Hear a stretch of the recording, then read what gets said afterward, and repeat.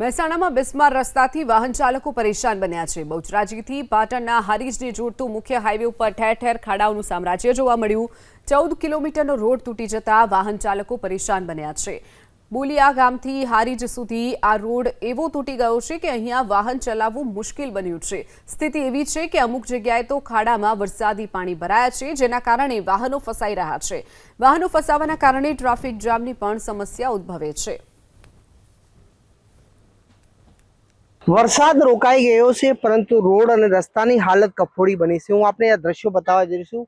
બોચરાજીથી હારીજને જોડતો આ મુખ્ય હાઈવે છે ને, આ મુખ્ય હાઈવે ઉપર કઈ રીતે વાહનો ફસાયા છે દ્રશ્યોમાં પણ જોઈ શકો છો કે જે એક લોડિંગ ટ્રક છે વહેલી સવારથી આ રીતે ફસાયેલી છે। રોડ ઉપર મોટા મોટા ખાડા પડેલા જોવા મળે છે। દ્રશ્યોમાં પણ જોઈશો કઈ રીતે રોડ પર મોટા મોટા ખાડા છે ને આ ખાડાની અંદર ક્યાંક ક્યાંક નાના વાહન ચાલકો છે તે કઈ રીતે પસાર થઈ રહ્યા છે।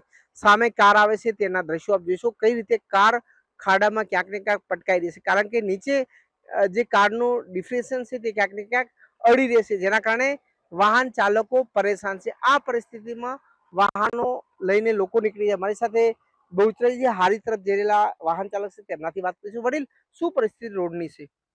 છેલ્લા 2 મહિનેથી અહીંયા હું બેચરાજીથી હારીજ નીકળું છું, બરાબર।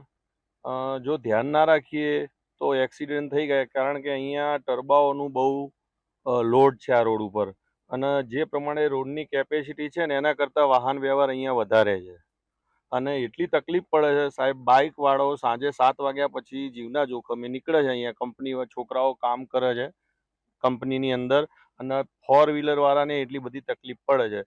પહેલા હારીજથી તે ચંદ્રોડા સુધી સારો હતો, ચંદ્રોડાથી બેચરાજી ખરાબ હતો, હવે ઉલટું થયું છે। હવે આ ખરાબ થઈ ગયો છે, પેલો રસ્તો સુધર્યો છે। છેલ્લા 5 વર્ષથી અહીંયા હું જોઉં છું, છેલ્લા 5 વર્ષથી અહીંયાની પ્રજા, અહીંયાના ગામડા અને મારા જેવા બહુચરાજીથી હારીજ તરફ આવવા જવા વાળા હેરાન થાય છે।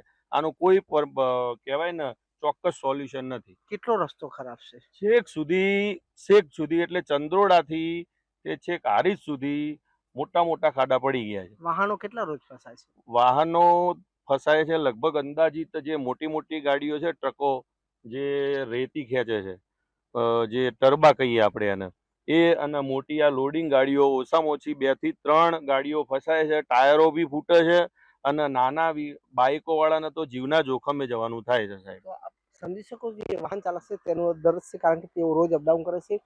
આ પરિસ્થિતિ છે, આપ જોઈ શકો કઈ રીતે જે ટ્રક છે તે ફસાઈ ગઈ છે, જેને નીકળવા માટે સામે લોડર આવ્યું છે, જે ક્રેન આવી છે ને ક્રેન દ્વારા તે ટ્રકને બહાર નીકળવામાં આવશે। પરંતુ જે રીતે ક્યાંક ને ક્યાંક આ વિસ્તારના રસ્તાઓ છે ક્યાંક ને ક્યાંક તૂટા છે, જેના કારણે વાહન ચાલકો પરેશાન છે। હારૂન નાગોરી, એબીપી અસ્મિતા,